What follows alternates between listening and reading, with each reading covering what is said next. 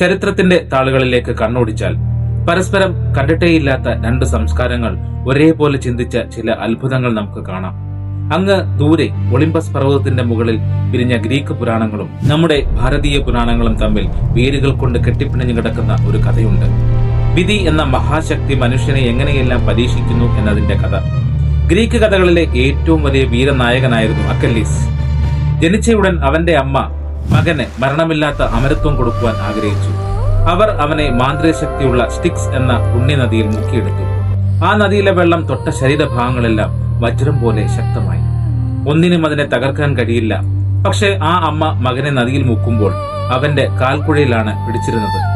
ആ വിരൽപ്പാടുകൾ പതിഞ്ഞ ഇടത്ത് മാത്രം പുണ്യനദിയിലെ വെള്ളം തൊട്ടില്ല.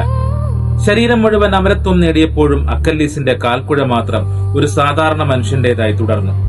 വർഷങ്ങൾക്കിപ്പുറം ഭാരതത്തിന്റെ മണ്ണിൽ മഹാഭാരത യുദ്ധത്തിന്റെ ഒടുവിൽ ഗാന്ധാരി തന്റെ ദിവ്യസൃഷ്ടി കൊണ്ട് മകനായ ദുര്യോധനന്റെ ശരീരം മുഴുവൻ വജ്രതുല്യമാക്കാൻ ഒരുങ്ങി. അമ്മയുടെ മുന്നിലേക്ക് നഗ്നനായി വരാൻ മടിച്ച ദുര്യോധനൻ ഇലകൾ കൊണ്ട് തന്റെ തുടഭാഗം മറച്ചു. ഗാന്ധാരി കണ്ണു തുറന്നപ്പോൾ ആ നോട്ടമേറ്റ ശരീരഭാഗങ്ങളെല്ലാം ഇടിമിന്നൽ പോലെ ശക്തമായി. പക്ഷേ ഇലകൾ മറച്ച ആ തുടകൾ മാത്രം ബലഹീനമായി അവശേഷിച്ചു. കഥകൾ ഇവിടെ തീരുന്നില്ല. അങ്ങ് ദ്വാരകയിൽ സാക്ഷാൽ ശ്രീകൃഷ്ണൻ പോലും തന്റെ ദേഹത്യാഗം ചെയ്തത് ജര എന്ന വേട്ടക്കാരന്റെ അമ്പ് ഉള്ളംകാലിൽ കൊണ്ടപ്പോഴായിരുന്നു.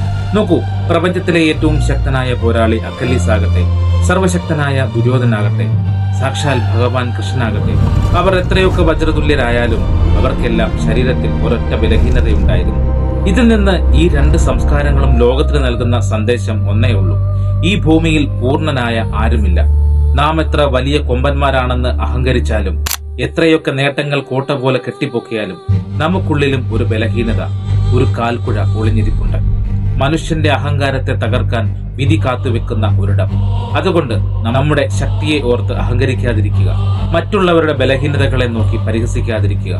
ആത്യന്തികമായി നമ്മളെല്ലാവരും വിധിയുടെ മുൻപിൽ വെറും മനുഷ്യർ മാത്രമാണ്.